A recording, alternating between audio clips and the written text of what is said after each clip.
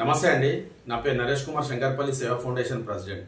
దయచేసి నా వీడియోని స్కిప్ చేయకుండా చూడండి. ఎందుకంటే నేను చెప్పబోయే అంశాలు ఎక్కడైతే విద్యా వైద్యం అభివృద్ధి చెందుతో ఆ గ్రామం అంతా ఒక పట్టణంగా విరాజిల్లుతుంది.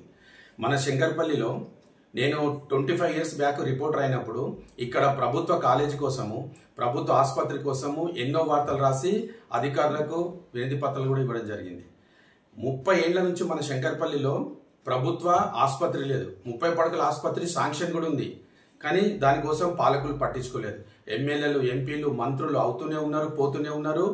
పార్టీలు వస్తే ఈ పార్టీ నుంచి అధికారం కోసం ఇంకో పార్టీ, ఇంకో పార్టీ నుంచి అధికారం కోసం మరొక పార్టీకి, ఇట్లా వాళ్ళు మారుతున్నారు. కానీ విద్యార్థుల తలరాతలు మార్చి అభివృద్ధి చెందేలా కృషి చేద్దాం, పట్టించుకుందామనే ఒక మంచి నాయకులు లేని ప్రాంతం ఈ చేవెళ్ల నియోజకవర్గం. ఓట్లు వేస్తూనే ఉన్నారు, వాళ్ళు పరిపాలనలో లోపాలు ఉన్నాయని తెలుస్తూనే ఉంది.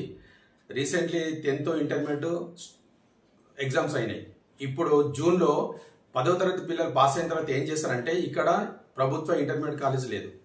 సో పటంచెరు, వికారాబాదు, హైదరాబాదు, ఇతరత్ర ప్రాంతాలకు వెళ్తున్నారు వీళ్ళు. తర్వాత బ్రతుకు తెరువు కోసము ఎక్కువ చదువుకునే వాళ్ళకు ఐటీఐ ఉంటే కూడా దాంట్లో పలు అంశాల మీద వాళ్ళు నేర్చుకొని అభివృద్ధి చెందుతారు. అది లేదు.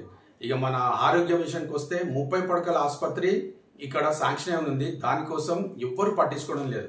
ఇది ఎంత దౌర్భాగ్యం అండి. వాళ్ళకి ఓట్లు వేస్తూనే ఉన్నారు, చూస్తుంటే ఉంటారు, స్టేట్మెంట్ పేపర్లో చదువుతారు, ఈ సంవత్సరం అవుతుంది, ఆ సంవత్సరం అవుతుంది, వాళ్ళు స్టేట్మెంట్లు ఇస్తూనే ఉన్నారు, పోతూనే ఉన్నారు. సంవత్సరాలు గడిచిపోతూనే ఉన్నాయి.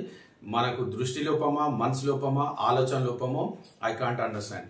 ఇంకా అలాగే తప్పులు చేస్తూనే ఉన్నారు. దయచేసి రేపు వచ్చే ఎలక్షన్ నుంచి అయినా మీ పిల్లల కోసమే, మన పిల్లలు గట్టిగా చదువుకొని లోకల్లో ఉంటే చాలా భద్రత ఉంటుంది. ఇప్పుడు ఆడపిల్లలు ఊరు దాటి వెళ్తుంటే చాలా భయపడతారు. అసలు ఆలోచన లేకుంటే ఎట్లా అండి?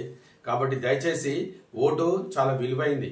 ఆ ఓటుతోటే మనకు రాజ్యాంగం చాలా మౌలిక వసతులు కల్పించాలన్న ఒక రూల్ పెట్టింది. కాబట్టి దాన్ని యూజ్ చేసుకోవాలంటే ముందు వీటన్నిటిని చేసే నాయకులను ఎంచుకోండి, లేకుంటే సంవత్సరాల కొద్ది ఇలాగే వెళ్ళిపోతుంటారు. రీసెంట్లీ ఇక్కడ మోడల్ స్కూల్ అయింది, దాంట్లో కూడా కరెక్ట్ టీచర్స్ లేరు, అదొక ప్రాబ్లం ఉంది. కాబట్టి ఇప్పటికైనా ఇక్కడ 30 పడకల ఆసుపత్రి కావాలి, ప్రభుత్వ ఇంటర్మీడియట్ కాలేజ్ కూడా కావాలని చెప్పి నేను కోరుకుంటున్నా. స్టూడెంట్స్ భవిష్యత్తు కోసం నా వీడియోని 10 మందికి షేర్ చేసి ఆదరిస్తారని చెప్పి కోరుకుంటున్నా. నమస్తే.